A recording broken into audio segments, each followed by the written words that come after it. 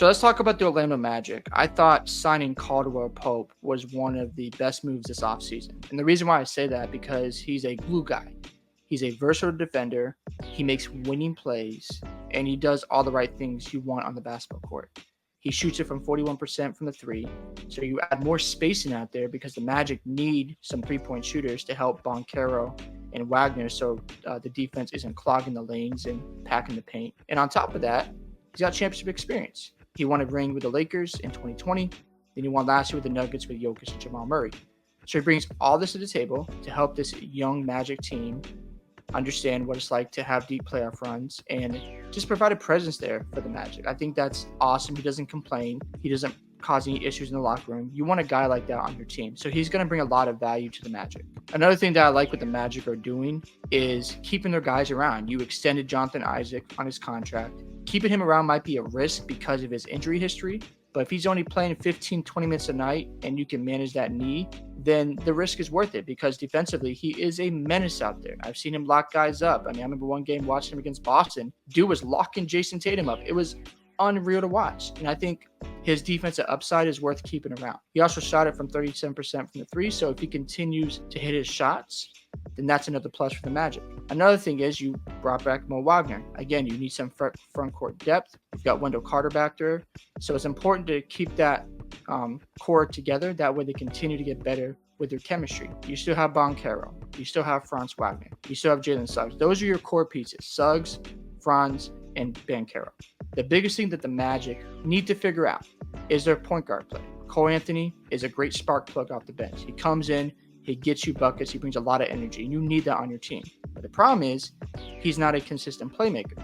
So Jalen Suggs, he kind of filled that role, but he's more of like a combo guard. So the Magic got to answer this one question. Are you going to play Anthony Blackmore? Because I think he's got some upside here. You drafted him last year in the first round, and now you got to figure out if you want to integrate him on this team. He didn't play a lot last year. He was off the bench. So they got to figure out Anthony Black. Do you trade him and move on so he can get a bigger role and you bring in a veteran point guard?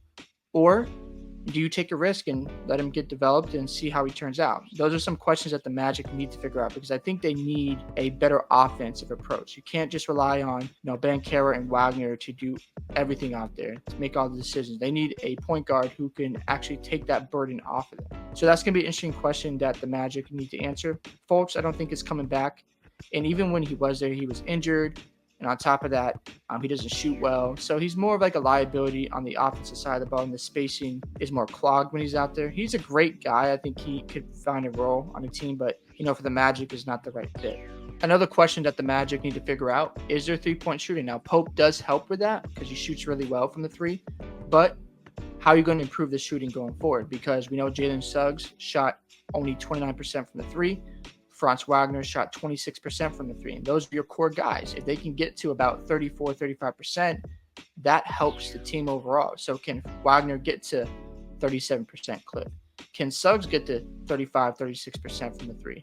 If those guys improve their percentages, Boncaro's at 40%, so we know he's going to shoot the ball well. So if you have those guys work on their shooting and continue to improve, and you get the team's percentage from 31% up to 36%, it makes a huge difference because the Magic become that much harder to guard. When you have guys out there who don't shoot the ball well, where the teams in the playoffs can clog the paint and dare you to shoot the ball from three. They're not going to allow you to get those paint touches and scoring in the lane and slashing and dunking. It's just not going to be there as much. So the Magic need to figure out how to shoot the ball better. Those are things they can work on in the off season. If they want to go out and add another shooter, that might be a good idea. I would suggest that. Maybe add another vet guy who can just come in and shoot the ball and add spacing for Boncaro and Wagner. That's going to be something the Magic need to figure out. So how far are the Orlando Magic from being championship contenders? Well, they're not that far off right now. You've got your cornerstone pieces in Jalen Suggs, Boncaro, and Franz Wagner. Those are your guys you want to keep building around. So let's just say one of your role players don't work out, where you come in and replace him. That's how it works when you're building a championship team. You're going to go through some failures. You're going to go through some ups and downs. We just saw this with the Celtics. They drafted Tatum and Brown. It took them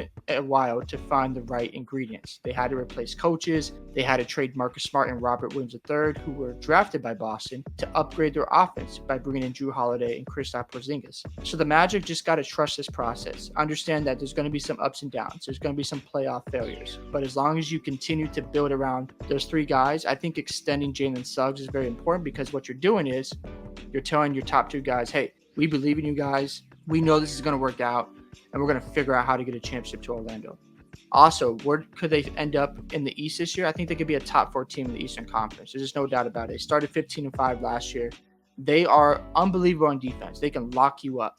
So I think they're going to be battling out with the Sixers and Bucks for the 4th seed. When I look at the Eastern Conference, my top 3 is the Celtics, the Knicks, and the Pacers. I think those teams are just better than the other teams in the out East. But I think the Magic could cause a lot of problems. They could make the Eastern Conference Finals if they run into the right matchups and if they're clicking and firing on all cylinders. Because it's all about momentum. It's all about matchups in the playoffs. And it's also important to recognize how much are the Magic going to grow this season. Because they're young, we don't know how much they're going to take off. They could surprise a lot of us, so we don't know. But I love their ceiling. I love their group of guys. I think the Magic are only going to improve this season if they can work on the 3-point shot, figure out your playmaking ability, and you continue to add vets. The Magic are going to be heading in the right direction. Hope you guys enjoyed this video today. Love to hear your thoughts on what you think about what the Orlando Magic are doing this offseason. Don't forget to like and subscribe to the channel, and I'll see you in the next one.